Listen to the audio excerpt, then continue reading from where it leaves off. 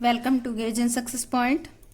बच्चों, आज हम करेंगे 11th अकाउंटेंसी का chapter 9 books of original entry journal. देखो, कल जो फर्स्ट और सेकंड लेक्चर हमने जर्नल का किया है उसके अंदर हमने जर्नल का मीनिंग देखा किया है, उसके फीचर्स क्या होते हैं, और सेकंड लेक्चर के अंदर हमने टाइप्स ऑफ जो अकाउंट है या हम ये कह सकते हैं कि जो जर्नलाइजिंग है उसके रूल हमने की है। जर्नलाइजिंग के रूल कौन से होते हैं कि किस अकाउंट को डेबिट करना और किस अकाउंट को क्रेडिट करना है, तो हमने सेकंड लेक्चर के अंदर वो रूल कर लिए। आज हमारा ये थर्ड लेक्चर है, ठीक है। और इसके अंदर आज हम करेंगे, सबसे पहले हम थोड़ी सी थ्योरी पढ़ेंगे। इसके अंदर ये पढ़ेंगे कि जब जर्नल में हम एंट्री करते हैं तो देखो, एंट्री करने के लिए हम क्या, हमारे पास क्या आती है, ट्रांजैक्शन आती है। उस ट्रांजैक्शन को सबसे पहले स्टडी करके ये देखा जाता है कि वो ट्रांजैक्शन कैश में है या नहीं है। उसके बाद एंट्री का सवाल आता है, तो कोई ट्रांजैक्शन कैश में है या नहीं है उसका हमें कैसे पता चलेगा। तो आज सबसे पहले थ्योरी में थोड़ा सा उसके बारे में जान लेते हैं और फिर एक इलिस्ट्रेशन करते हैं हम इस चैप्टर का, जिससे आपको एंट्री करनी बहुत अच्छे तरीके से आ जाएगी। तो आज का हमारा जो टॉपिक है वो टॉपिक हमने लिया है important consideration related to journal, यानी कि जर्नल से रिलेटेड कुछ महत्वपूर्ण जो बात है उनको आपको ध्यान में रखना है। और वो कौन सी बातें हैं जिनको ध्यान में रखना है, देखो अभी मैंने पहले आपको बताया ना कि एंट्री को हमें सिलेक्ट करना है कि कैश में क्रेडिट में, तो उससे रिलेटेड हम थ्योरी कर रहे हैं। माल के क्रय करने तथा विक्रय करने के लेन देनों में यह निश्चित करना पड़ता है कि वह लेन देन नगद किया गया है या उधार। आगे ना यहाँ पर बात देखो, चाहे आप माल क्रय करते हो चाहे विक्रय करते हो, यानी कि चाहे ट्रांजैक्शन, यानी कि ट्रांजैक्शन किसी भी टाइप की हो, क्योंकि दोनों टाइप की ट्रांजैक्शन की आपको एंट्री करनी है जर्नल के अंदर, चाहे वो परचेज से रिलेटेड हो चाहे वो सेल से रिलेटेड हो, ठीक है। तो इन ट्रांजैक्शन के अंदर आपको ये निश्चित करना पड़ेगा कि वो लेन देन यानी कि वो ट्रांजैक्शन जो है कैश में किया गया है या फिर क्रेडिट यानी कि उधार क्रेडिट में किया गया है। तो सबसे पहले हमें इसी बात का पता लगाना होता है। क्योंकि बुक्स में जो एंट्री होती है वो उसी के अनुसार होती है। उसी अनुसार मतलब कैश में है तो कैश में एंट्री होगी और अगर क्रेडिट में है तो क्रेडिट में एंट्री होगी। तो एक बात आपको स्पष्ट पता चल गई है कि जर्नल में एंट्री करने से पहले आपको क्या करना होगा, जितने भी लेन देन है चाहे वो क्रय से रिलेटेड हो चाहे विक्रय से रिलेटेड हो, उन लेन देनों को या उन ट्रांजैक्शन के बारे में आपको ये जानना है कि वो कैश में है या क्रेडिट में है। उनके बेस पे हम एंट्री करेंगे। तो देखो, ये सारी बातें जानने के लिए आपके सामने कुछ फैक्ट यानी कुछ तथ्य रखे जाते हैं, यानी कि फैक्ट या तथ्य का मतलब है कि आपको कुछ एग्जाम्पल दिखाए जाएंगे और उसके साथ आपको सिखाया जाएगा कि कोई लेन देन कब आपका क्रेडिट में आपको शो करेगा और कब आपको ये लगेगा कि हाँ ये लेन देन या ये ट्रांजैक्शन हमारी कैश के अंदर है। तो सबसे पहले हमारा जो इम्पोर्टेंट है, जो कुछ तथ्य दिए हुए हैं या फैक्ट है वो हम स्टडी करते हैं। पॉइंट नंबर 1, इसको ध्यान से समझना क्योंकि ये बातें आपको आगे अकाउंट में, जब तक आप अकाउंट पढ़ोगे तब तक आपको ये बात ध्यान में रखनी है। तो +1 कॉमर्स जो है आपकी, यहाँ से आपको ABCD सीखनी है। तो मेरा कहने का मतलब है कि जब आप एंट्री करने लगते हो तो एक एक बात को बारीकी से और अच्छे से समझ के सीखना और उसको उसी वे से रूल के अकॉर्डिंग याद करना, गलत बिल्कुल मत करना। क्योंकि अगर आप गलत याद कर लोगे तो ज़्यादा लंबे नहीं चल पाओगे, यानी कि लॉन्ग पीरियड तक आप कॉमर्स में स्टे नहीं कर पाओगे, या फिर आप करोगे तो उसमें आपकी गड़बड़ होने की चांसेस होगी। तो पहला पॉइंट, माल के क्रय या विक्रय करने के लेन देन में क्रेता या विक्रेता का नाम नहीं दिया हुआ हो, ट्रांजैक्शन की बात कर रही हैं। अगर कोई ट्रांजैक्शन है, वो चाहे आपकी परचेज की हो, चाहे वो आपकी सेल की हो, ठीक है, उसमें अगर परचेजर यानी कि खरीदने वाले का नाम और बेचने वाले का नाम नहीं दिया हुआ हो, तो ऐसे हम ट्रांजैक्शन को कौन सी ट्रांजैक्शन मानेंगे? नगद का लेन देन माना जाएगा, यानी कि कैश ट्रांजैक्शन मानी जाएगी। अभी देखो हम अपनी भाषा में सीखते हैं। भाई देखो, कोई लेन देन दे रखा है, कोई एक ट्रांजैक्शन दे रखी है, उसके अंदर ना ही तो खरीदने वाले का नाम दिया और ना ही बेचने वाले का नाम दिया, नाम बिल्कुल नहीं दिया, केवल रुपए दे रखे हैं कि 10,000 20,000। तो सीधी सी बात है, ऐसा ट्रांजैक्शन क्या होगी? ऐसा ट्रांजैक्शन या ये लेन देन आपका नगद लेन देन माना जाएगा, ठीक है। जैसे सोल्ड गुड्स फॉर 50,000, यानी कि यहाँ पे क्या दे रखा है? माल जो है बेचा है। सोल्ड गुड्स फॉर 20,000, 50,000 रुपए का माल बेचा। अब किसने बेचा, किसको बेचा? किसने बेचा मतलब हम सोल्ड कर रहे हैं तो बेचने वाले तो हम हैं, पर खरीदने वाला आगे कौन है? क्योंकि हम तो विक्रेता हो गए, खरीदने वाले आगे कौन है इसका हमें कुछ नहीं पता। हम पता क्यों भी करें? क्योंकि जब हमें 50,000 रुपए मिल जाते हैं तो हम पता नहीं करेंगे। कहने का मतलब है कि अगर कोई, जैसे कि आपका बिजनेस है, अगर कोई भी कस्टमर आता है, ठीक है, और वो आपसे माल खरीदता है, बिजनेसमैन है, ठीक है, अगर वो आपसे कैश में ही माल लेकर चला जाता है तो क्या आप उसकी डिटेल पूछोगे? नहीं पूछोगे ना। हाँ, और क्या उसके नाम वगैरह पूरा एड्रेस रिकॉर्ड करोगे? नहीं करोगे। हाँ, अगर वही आदमी आपसे उधार में माल लेके जाता है तो आप उसका सारा कच्चा चिट्ठा अपनी बुक के अंदर लिख दोगे। तो सीधी सी बात है, कहने का मतलब जब क्वेश्चन के अंदर खरीदने या बेचने वाले का नाम ना दे रखा हो तब क्या होगा? आप वो लेन देन नगद में मानोगे। अब देखो, खरीदने वाले व बेचने वाला आता है तो इसमें एक पार्टी तो आप हो और सामने वाली पार्टी, देखो वो क्रेता भी बन सकती है और वो विक्रेता। अगर वो विक्रेता होगी तो आप खरीदने वाले होगे। तो इस तरह से पहला पॉइंट था कि जब क्रेता विक्रेता का नाम ना हो तो कैश ट्रांजैक्शन मानी जाएगी। पहला पॉइंट हमारा हो गया। अब हम करते हैं सेकंड पॉइंट। सेकंड पॉइंट में आता है, यदि माल के क्रय अथवा विक्रय के लेन देनों में क्रेता या विक्रेता का नाम दिया हुआ है। देखो वहां पे तो नाम नहीं था ना फर्स्ट में, यहाँ पे क्या दे दिया? क्रय, खरीदने वाला या बेचने वाले का नाम दे रखा है। क्रेता या विक्रेता अथवा विक्रेता का नाम दिया हो और साथ में नगद शब्द भी दिया हो, कैश वर्ड भी लिखा हुआ हो। अब देखो यहाँ कंफ्यूजन होती है बच्चों को, भाई नाम भी तो दे दिया और नगद भी दे दिया, ठीक है। अगर मान लेते हो आपका बिजनेस है और 50,000 रुपए का आपका एक दोस्त है या आप ऐसे बंदे को जानते हो, वो 50,000 रुपए आपसे नगद खरीद के ले गया है, ठीक है। तो आप उसको जानते ही हो तो आप कहते हो कि हाँ मैंने तो राम को 50,000 रुपए का माल बेचा है, नगद माल बेचा है। तो जहां पर कैश वर्ड आ जाए ट्रांजैक्शन के अंदर तो ऐसे ट्रांजैक्शन को क्या मानी जाएगी? कैश यानी कि नगद मानी जाएगी।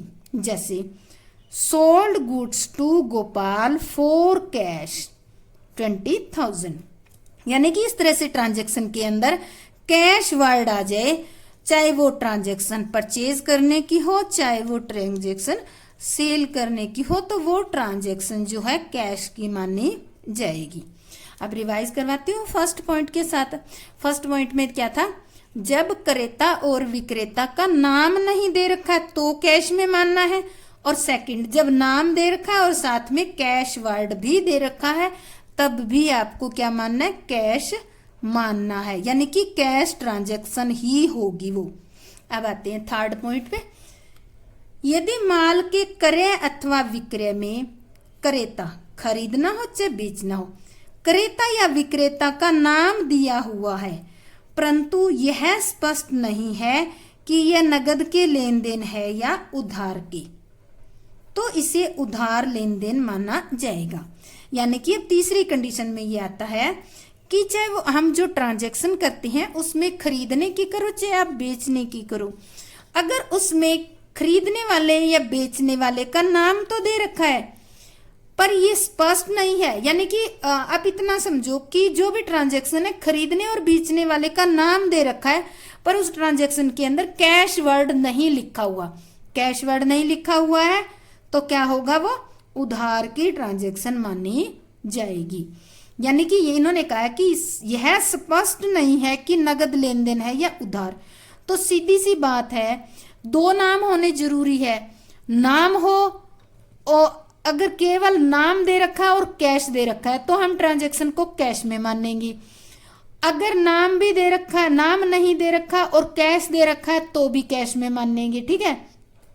और तीसरी ये रखिए, नाम दे रखा है और कैश वर्ड नहीं दिया हुआ है तो सीधी सीधी वो कौन सी होगी, उधार यानी कि क्रेडिट की ट्रांजैक्शन मानी जाएगी। For example, goods sold to Gopal ₹50,000, ठीक है। गोपाल को 50,000 रुपए का माल बेचा।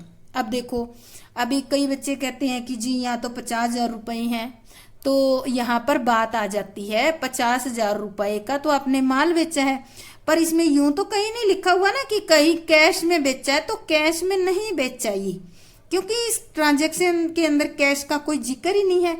और पहले वाली देखो, इसके अंदर क्या था, कैश वर्ड दिया हुआ था तो कैश मान लेंगे, और जब कैश का कोई जिक्र नहीं है तो उसको हम क्या मानेंगे, उधार की ट्रांजैक्शन मान लेंगे। अब पहले वाले का और करते हैं।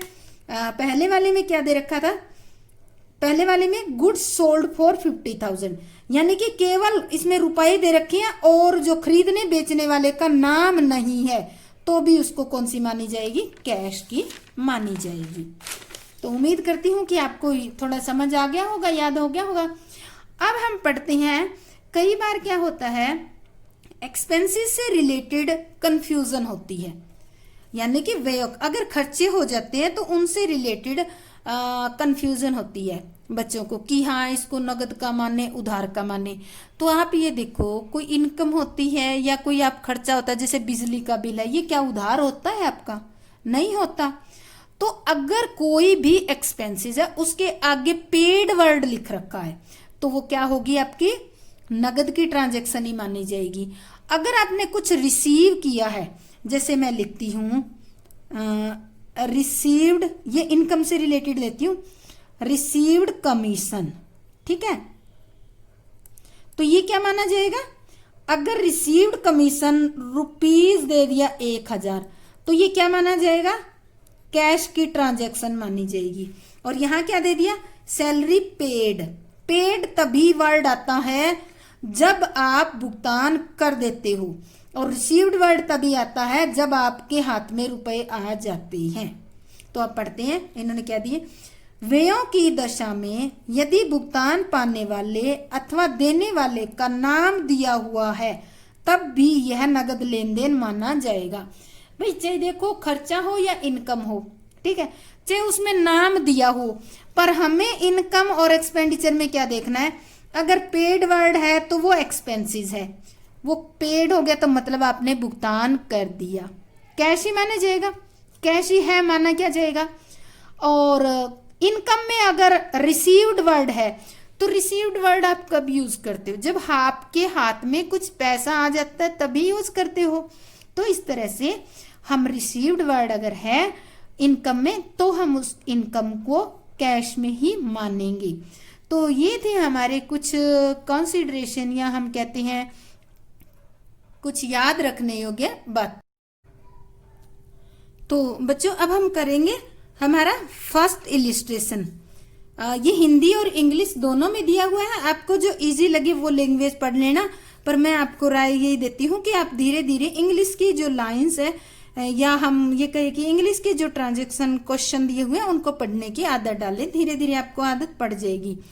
तो मैं एक एक लेन देन को, इसको पहली बार हिंदी और इंग्लिश दोनों में पढ़ूंगी इस इलिस्ट्रेशन का। तो जनवरी 1 सियाराम एंड सन्स ने रोकड़ लगाकर व्यापार आरंभ किया।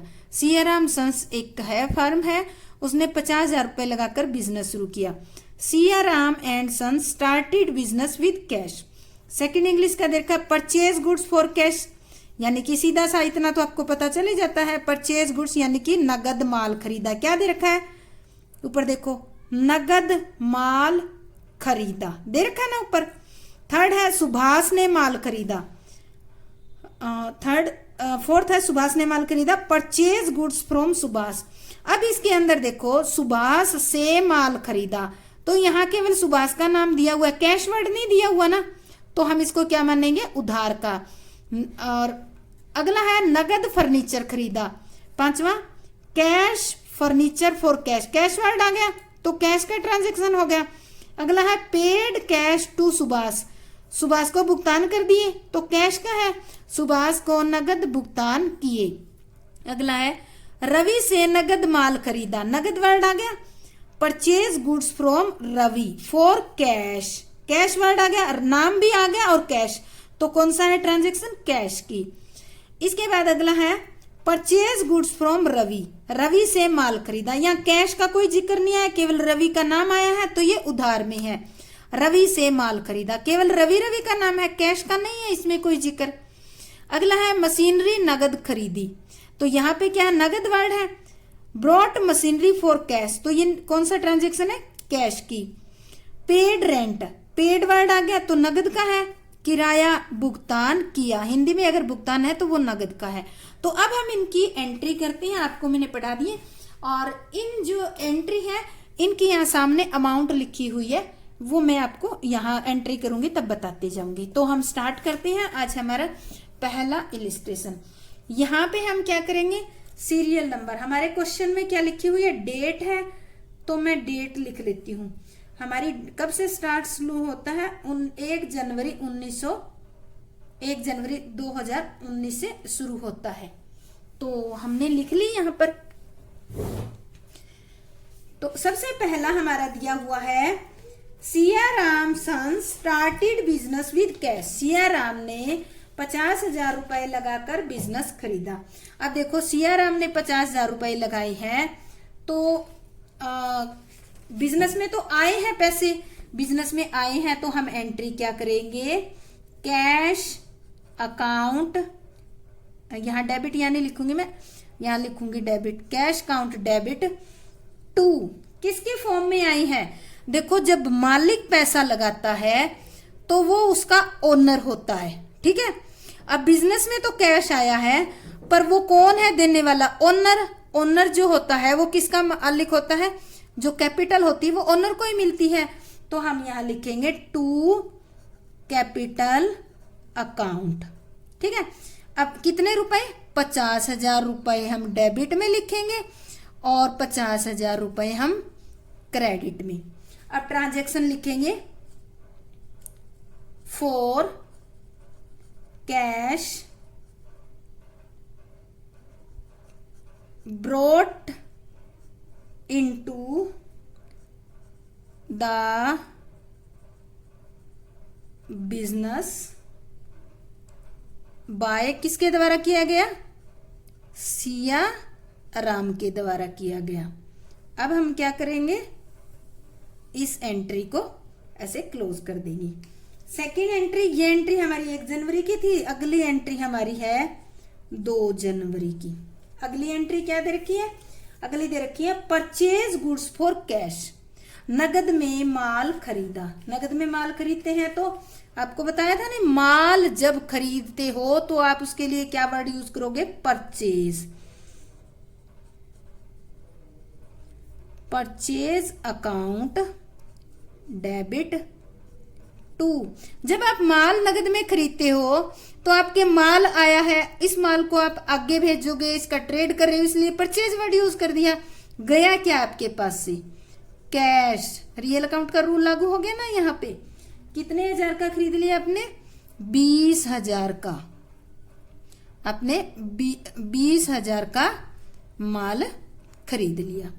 अब देखो इसकी हम पोस्टिंग क्या करेंगे, सॉरी नरेशन क्या लिखेंगे, गुड्स परचेज फॉर कैश, नगद में माल खरीदा, रुपए देने की जरूरत नहीं क्योंकि रुपए यहां सामने लिखे हुए हैं। ठीक है, अब आते हैं हमारे तीसरी जो ट्रांजैक्शन है वो है 4 जनवरी की। ये ट्रांजैक्शन देखिए, सुभाष से माल खरीदा, परचेज गुड्स फ्रॉम सुभाष। तो देखो इसमें क्या दे रखा है, केवल नाम दे रखा है, कैश नहीं दे रखा। हमने क्या किया, माल खरीदा है। और सेकंड लेक्चर के अंदर आपको बताया था कि परचेज सेल होती है, इनको कब डेबिट किया जाना, कब, यानी कि इनको डेबिट या क्रेडिट कौन कौन से को करते हैं। अगर आपको ये समझ नहीं आ रहा है, थोड़ा डाउट हो रहा है, तो आप मेरा इसी चैप्टर का सेकंड लेक्चर देख लें, उसमें आपको अच्छी तरह समझ आ जाएगा। तो हमने परचेज किया, परचेज अकाउंट डेबिट टू, किससे माल खरीदा, सुभाष से। ठीक है, इस नाम के आगे अकाउंट लिखो तो ठीक है, नहीं लिखो तो भी ठीक है, आप छोड़ सकते हो। और इसकी नरेशन क्या लिखेंगे, goods purchase from Subhash on credit, यानी कि आपने सुभाष से माल उधार में खरीदा। अब देखो आपको कुछ सिमिलरिटी बताती हूँ, यहां हमने परचेज नगद में किया तो टू कैश आ गया, अगर उधार में होगा तो क्या हो जाएगा, टू उसका नाम आ जाएगा जिस पार्टी से हम खरीदेंगे। कितने का खरीदा हमने सुभाष से, 12,000 का, तो हम एंट्री कर देंगे या 12,000 लिख देंगे। ठीक है, अब अगली ट्रांजैक्शन हमारी दे रखी है 5 जनवरी की। 5 जनवरी की दे रखी है, इसमें क्या दे रखा है, कह रहा है परचेज फर्नीचर फॉर कैश, नगद फर्नीचर खरीदा। नगद फर्नीचर खरीदा तो आपके बिजनेस में आया क्या है, फर्नीचर। तो हम क्या करेंगे, entry furniture account debit to, गया क्या है, कैश। रियल अकाउंट का रूल लागू हो रहा है। कितने रुपए का खरीद लिया भैया आपने, 6,000 रुपए का। तो ये हमारी एंट्री, मैं डैश लगा रही हूं, आपको यहाँ डैश लगाने की जरूरत नहीं है, क्योंकि आपके तो यहाँ ऐसे कॉपी में लाइनिंग होगी तो सीधा नजर आ जाएगा। मैं केवल समझाने के लिए लगा रही हूँ, ताकि आप इधर उधर, जैसे कि 12,000 के सामने इधर ये भी ऊपर ना पोस्टिंग कर दे। और अगर लगाओ तो आप छोटा सा लगा सकते हो डैश, समझने के लिए या इसमें डिफरेंस करने के लिए। तो हम नरेशन लिखते हैं, फर्नीचर खरीदा हमने तो हम एंट्री करेंगे फर्नीचर परचेज फॉर कैश, क्योंकि आपने किसमें खरीदा है, ये नगद में खरीदा है ना, तो हम यहां पर लिख देंगे फर्नीचर परचेज फॉर कैश। तो ये हमारी होगी 4 एंट्री। अगली एंट्री हम अगले पेज पे करेंगे, हमने बना रखा है पर्टिकुलर ताकि टाइम हमारा वेस्ट ना हो। तो अगली एंट्री हमारी है 10 तारीख को, 10 जनवरी को। ठीक है, 10 जनवरी को कह रहे हैं कि पेड कैश टू सुभाष 8,000 रुपए। अब देखो पीछे देखो, यहां जाकर अगर हम देखते हैं तो हमने सुभाष से माल कितना खरीदा था, purchase account debit to cash 12,000 का माल खरीदा था ना। अब सुभाष को 8,000 रुपए भुगतान कर रहे हैं, तो यह रिसीव करने वाला कौन है, सुभाष। तो हम एंट्री क्या करेंगे, Subhash debit to cash account. 8,000 रुपए भुगतान कर रहे हो यहां पर आप, ठीक है, तो हम 8,000 रुपए लिख देंगे। यहां लिख दो पेड टू सुभाष, शॉर्ट में भी कर सकते हो आप। ठीक है, यह होगी हमारी एंट्री। इसके बाद में आगे क्या रखा है, नेक्स्ट हमारा दे रखा है 16 जनवरी को। 16 जनवरी का हमारा एंट्री दे रखा है, रवि से नगद माल खरीदा, purchase goods from Ravi for cash. नाम भी है और कैश भी है, तो ट्रांजैक्शन किसकी होगी, कैश में होगी। तो एंट्री क्या करेंगे हम, purchase account debit to cash account. कितने रुपए का खरीदा है? 7,500 का। 7,500। यहां लिखते हैं, ये लिखते हैं गुड्स परचेज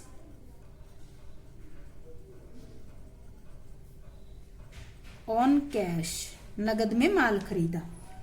नेक्स्ट हमारी एंट्री आती है परचेज गुड्स फ्रॉम रवि। 17 तारीख को ये कह रहा है कि रवि से माल खरीदा। तो यहां देखो केवल रवि का नाम दे रखा है और कैश का कहीं कोई जिक्र नहीं कर रखा, तो कौन सा माना जाएगा? ये हमारा उधार का माना जाएगा। तो अब हम एंट्री करते हैं purchase account debit to Ravi. ठीक है, कितने रुपए का खरीदा भी हमने? 5,000 रुपए का। 5,000 का। अब यहां लिखते हैं goods purchase from Ravi on credit, यानी कि इस ट्रांजैक्शन के अंदर केवल रवि का नाम दे रखा है, कैश का कहीं जिक्र नहीं है। तो इसका मतलब क्या है? ये ट्रांजैक्शन आपकी क्रेडिट में है।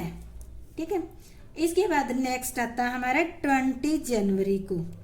20 जनवरी को दे रखा है मशीनरी नगद क्रय की, ब्रॉट मशीनरी फॉर कैश।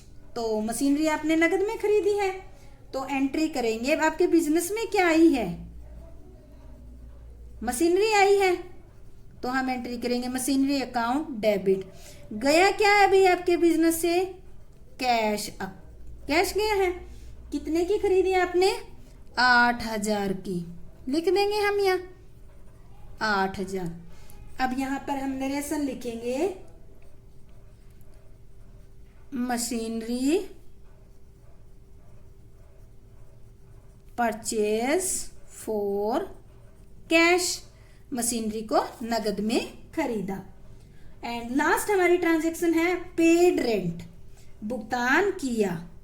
क्या भुगतान किया? किराया। 27 जनवरी को किराया भुगतान किया 400 रुपये। पेड रेंट, अगर आप रेंट है और पेड कर रहे हो तो क्या है? एक्सपेंसेस है। एक्सपेंसेस को क्या किया जाता है? डेबिट किया जाता है। तो एंट्री करेंगे rent account debit to cash account, क्योंकि आपने जो भी खर्चा भुगतान किया है उस भुगतान में से क्या दिया है आपने, जो चीज दी है वही लिख दोगे क्रेडिट में। 400 रुपए आपने क्या दिया? 400 रुपए दिए हैं, तो आपने क्रेडिट कर दिया टू कैश। नरेशन लिखोगे पेड रेंट। बहुत ही आसान सी ट्रांजैक्शन होती है। अगर उसको थोड़े से रूल हमने जो इससे पहले वाले, यानी कि ये आज हमारा 3rd लेक्चर है, अगर 2nd लेक्चर के आपने रूल अगर ध्यान से देख लिए हैं तो आपको बिल्कुल भी दिक्कत नहीं आएगी एंट्री करने में और आप बड़ी आसानी से एंट्री सीख जाएंगे। तो अच्छा स्टूडेंट, उम्मीद करती हूँ कि आपको बहुत अच्छे से समझ आ गया होगा। और अगर आपको बहुत अच्छा लगता है, समझ आता है, तो मेरे चैनल को लाइक जरूर किया करें प्लीज़, और ज़्यादा से ज़्यादा शेयर करें और सब्सक्राइब भी करें। जय हिंद, जय भारत।